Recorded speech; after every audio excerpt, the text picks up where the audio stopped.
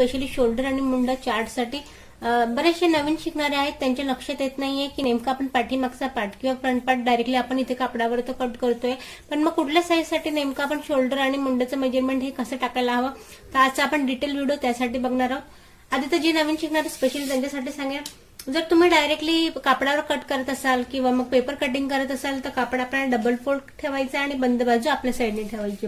आधी आपण एक पाठीमागचा पार्टचं प्रॅक्टिकल मेजरमेंट टाकून घेऊ, त्यानंतर आपण त्याच्यावरती शोल्डर मुंड्याचं प्रत्येक साईजसाठी आपण इथे लिहून सुद्धा घेणार आहोत। तर बंद बाजूपासून जी की आपण बंद बाजू ठेवली त्या पॉईंट पासून आपल्याला उंची घ्यायची आहे। आता यात मी तुम्हाला सांगेन, कटोरी ब्लाउज स्पेशली जेव्हा आपण मेजरमेंट टाकतो पाठीमागच्या पार्टचा, तर त्यात आपल्याला कंपल्सरी इथे 1 इंच एक्स्ट्रा घ्यायचे, अर्धा इंच शोल्डरसाठी आणि अर्धा इंच पाठीमागचे पट्टी म्हणा किंवा अस्तर असं असेल तर त्यातच फोल्ड करायचं असेल तर सुद्धा आपल्याला 1 इंच इथे एक्स्ट्रा घ्यायचंय। आता सोबत इथे मेजरमेंट 13 तयार आहे, तर 1 इंच आपण एक्स्ट्रा घेऊया 14 इंचावरती। आता हा उंची विषयीचा विषय झाला, तुम्ही कुठल्याही साईजसाठी घ्या, ही टेक्निक आपल्याला इथे वापरायची आहे। 1 इंच आपल्याला एक्स्ट्रा घ्यायचंय। बिग साईज असेल, 40च्या पुढे तुमची साईज असेल, 42, 44, 46 अशी जर तुमची साईज असेल तर यात तुम्ही 1.5 इंच एक्स्ट्रा घ्या। हे का हे मी तुम्हाला सांगेल, पण साधारण आता हे लक्षात आपल्याला घ्यायचंय की 40च्या पुढे आपली साईज असेल तर तिथे आपल्याला 1.5 इंच एक्स्ट्रा घ्यायचंय। आता हा पॉईंट झाला कंपल्सरी 46 साईज पर्यंतचा उंची विषयीचा, उंचीचा पॉईंट झालाय।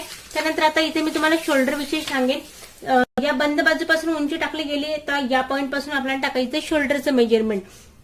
आता शोल्डरचं मेजरमेंट आपण टाकतो, आधी तर आपण ड्रेससाठी म्हणा किंवा मग ब्लाऊजसाठी असेल ज्याने सुरुवात करताय, जर ब्लाऊजचं मेजरमेंट आपण घेतो तर आपल्याला एक ठराविक माप आपल्याला तयार त्यापासून भेटतं, आणि डायरेक्टली जर आपण बॉडीहून मेजरमेंट घेत असाल तर आपल्याला काहींचं शोल्डर 14, 14.5 किंवा मग 16 असं पूर्ण शोल्डरचं मेजरमेंट असतं। तर आपण जे शोल्डर टाकतो ते आपल्या गळ्याच्या उंचीनुसार इथे आपण शोल्डर टाकत असतो।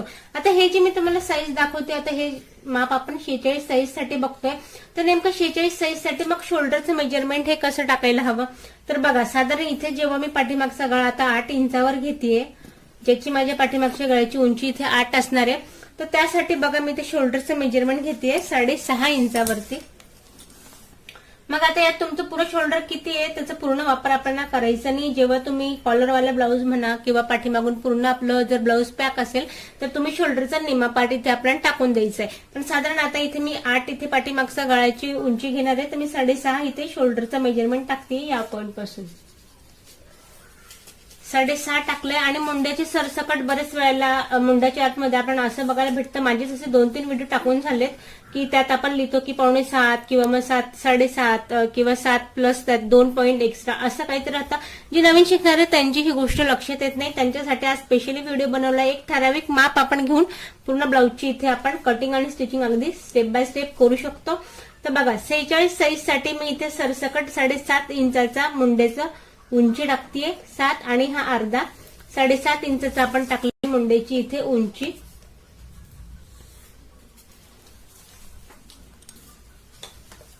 आता हा जो पॉईंट घेतलाय लक्षात घ्या, आधी आपण शोल्डरचं माप टाकलं या पॉईंट पासून, इथून आपण टाकलं शोल्डरचं माप आणि ह्याच पॉईंटला पकडून मग आपण टाकलं इथे मुंड्याचं माप।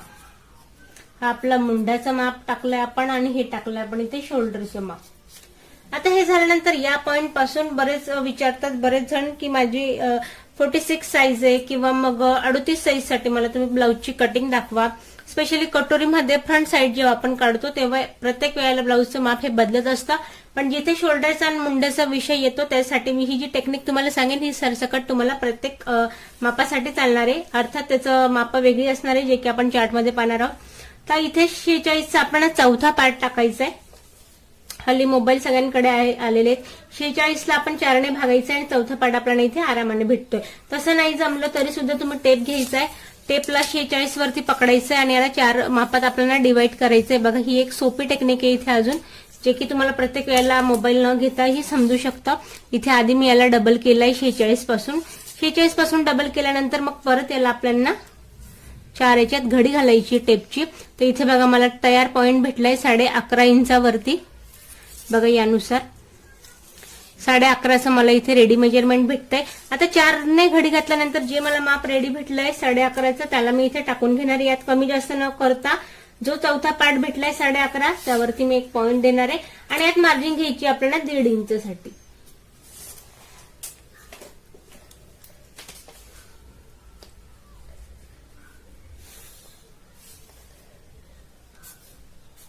आता बघा ह्या पॉइंट पासून चेस्टचं मेजरमेंट टाकल्यानंतर आता बिग साईज आहे, तर एक कॉमन मापापर्यंत आपण 1.5 इंचाची पाठीमागची गोलाई देतो. तर साधारण इथे आपल्याला 1.25 इंचाची द्यायची. आता नेमकं हे माप म्हणजे मग कसं, तर बघा 1.5 आणि अजून मी आज 2 लाईनी टेपच्या एवढं मी इथे एक्स्ट्रा घेणार आहे पाठीमागच्या गोलाईसाठी. आता या पॉइंट पासून आपण 1.25 इंचावरती द्यायची गोलाई. ही गोलाई देताना हा पॉइंट सेंट्रल जिथे मी पॉइंट पकडलाय त्याला फिक्सवाल्या पॉइंट पर्यंत मॅच करायचंय आणि इथे आपल्याला अगदी आतल्या हाताने शोल्डरवाल्या पॉइंट पर्यंत मॅच करायचंय. तर ही झाली आपली मुंड्याची गोलाई देऊन. त्यानंतर आपल्याला इथे कमरघेरचं मेजरमेंट टाकायचंय. सपोज 40 कमरघेर आहे तर 10 याचा चौथा पार्ट येईल. 10 वरती एक पॉइंट द्यायचा. यात आपल्याला एक्स्ट्रा घ्यायचं 2 इंच. आता खाली कमरेसाठी अर्धा इंच एक्स्ट्रा घेतले कारण पाठीमागचे टक्स टाकायचे, त्यामुळे चेस्टपेक्षा कमरघेरला आपण मेजरमेंट जे आहे ते आपण अर्धा इंच इथे एक्स्ट्रा घेतोय.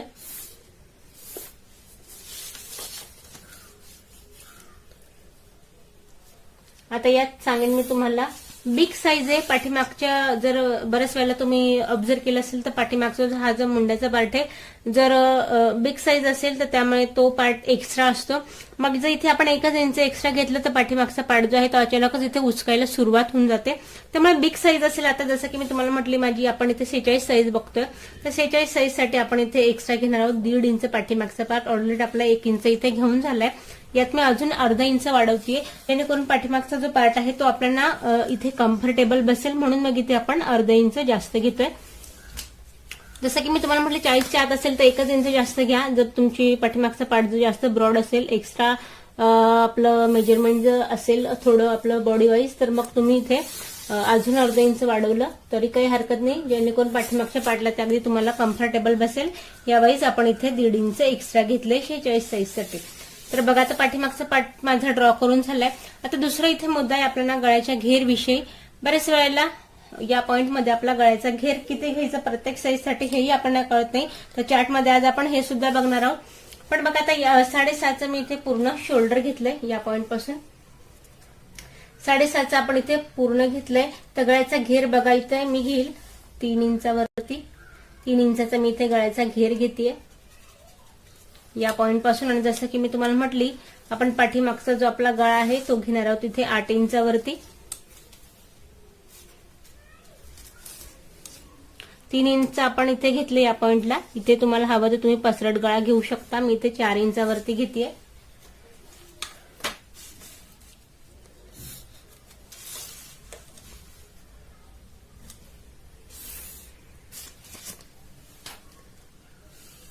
आणि या पॉइंटला आपल्याला असा आकार देऊन द्यायचा.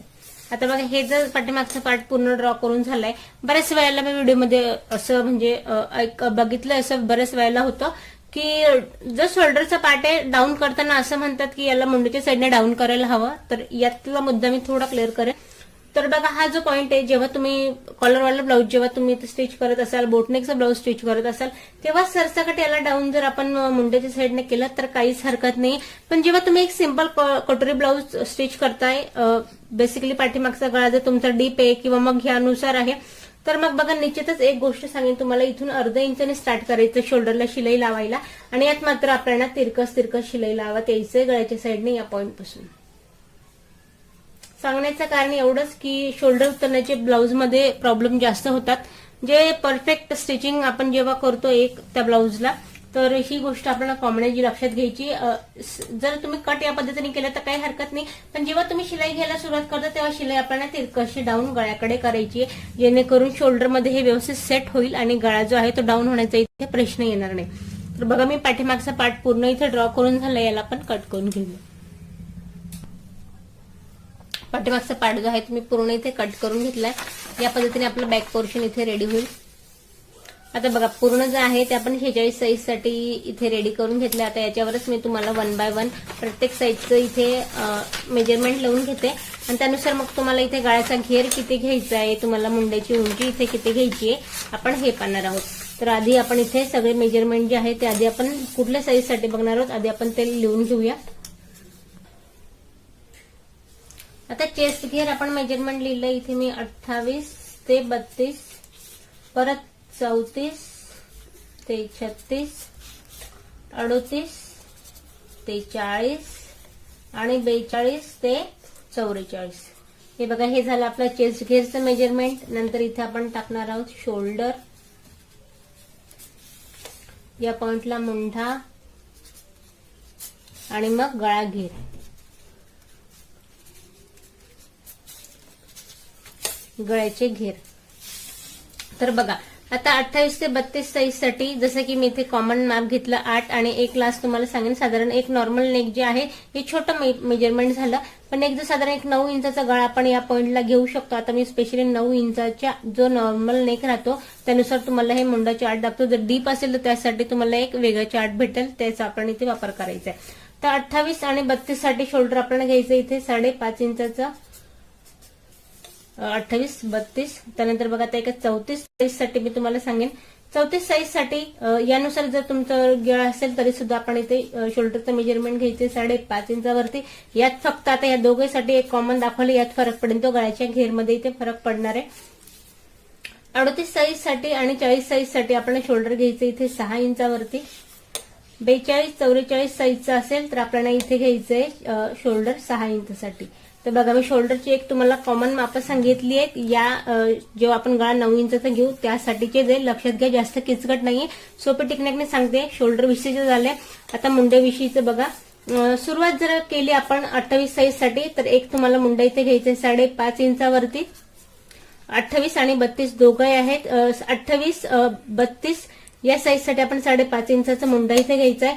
34 आणि 36 साठी इथे आपण घ्यायचंय 6 इंचाचा मुंडा. त्यानंतर 38 आणि 40 साठी आपण इथे घ्यायचंय 6.5 इंचाचा मुंडा. 42 आणि 44 साठी आपण घ्यायचा इथे 7.5 सुद्धा चालणार आहे आणि तुम्ही 7चा घेतला तरीही ते चालेल. जसं की आपण आता 46 साईज साठी आपण 7.5चा मुंडा बघितला, एक तुम्हाला मी इथे मेजरमेंट टाकून दाखवलं. 44 साठी तुम्ही 7 इंचाचा किंवा 6.5चा घेतलाय तरीही चालणार आहे. तर बघा मुंडेविषयी झाला. आता मेन शिकण्याचा मुद्दा इथे गळ्याच्या घेर विषय आहे की आपण गळ्याचा घेर कसा टाकायचा आहे. 28 साईज साठी असेल तर तुम्ही 2.25 इंचाचा. एक मिनिट आपण टेपकडे वळूया परत, बऱ्याच वेळेला ही टेक्निक समजत नाही. तर मी 28 साईज साठी तुम्हाला आधी सांगते. गळ्याचा घेर घ्यायचा आपल्याला हे 2 पूर्ण आणि यात फक्त टेपचे 2 लाईन एवढं आपल्याला घ्यायचं आहे. गळ्याचा घेर 2 आणि जस्ट 2 पॉइंट एवढा आपल्याला इथे घ्यायचा आहे गळ्याचा घेर 28 साईज साठी. आणि यातच आता 32 सुद्धा आपण बघतोय, तर 32 साठी तुम्हाला पूर्ण घ्यायचं इथे 2.5 इंचाचा गळ्याचा घेर. तर लक्षात घ्या 2.5चा आपण घ्यायचंय पूर्ण. 32 साईज साठी गळ्याचा घेर आणि जस्ट 2 टेपच्या 2 आणि जस्ट 2 लाईन आपल्याला एवढं घ्यायचं इथे 28 साईज साठी. लक्षात घ्या, हा झाला गळ्याचा घेर विषय 1 नंबर. आता दुसरा आहे आपल्या इथे 34 साईज साठी 2 नंबरचं इथे लक्षात घ्या. 34 आणि 36 साईज साठी कंपल्सरी इथे आपल्याला आपण 5.5चा जेव्हा गळ्याचा शोल्डर पूर्ण घेतोय तर गळ्याचा घेर आपल्याला इथे घ्यायचा आहे 2.5 इंचावरती. 2 आणि अर्धा, 2 आणि अर्ध. हे बघा हे दोघे साईज साठी आपल्याला 2.5 इंचाचा इथे गळ्याचा घेर घ्यायचा आहे. आता जसं की आपण आला तर 6 इंचावरती दोघेही पॉइंट साठी गळ्याचा घेर विषयी मी तुम्हाला सांगेन. तर यात किंचितच बघा 2.5 आणि अजून 2 लाईन म्हणजे की 2.25 इंचावरती 2.25, 2.5 पूर्ण यात परत 2 लाईन ऍड करायची आहे म्हणजेच की 2.25 इंचावरती आपल्याला गळ्याचा घेर घ्यायचा आहे. 38, 40, 42 आणि 44 साईज साठी.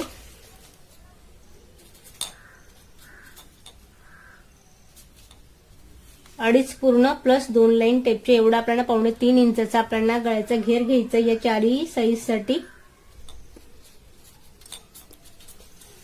आता बघा मी गळ्याच्या घेर बरेच वेळेला शोल्डरचं तर हे मेजरमेंट भेटून जातं, पण गळ्याचा घेर जो आहे हा किचकट मुद्दा बनून जातो. त्यामुळे मी परत तुम्हाला आता इथे जर तुम्हाला असं गचाड वाटत असेल तर परत इथे एक घेरचा पॉइंट मी टाकून देते शोल्डर विषयीचा आणि तुम्हाला डिटेल इथे लिहून देते.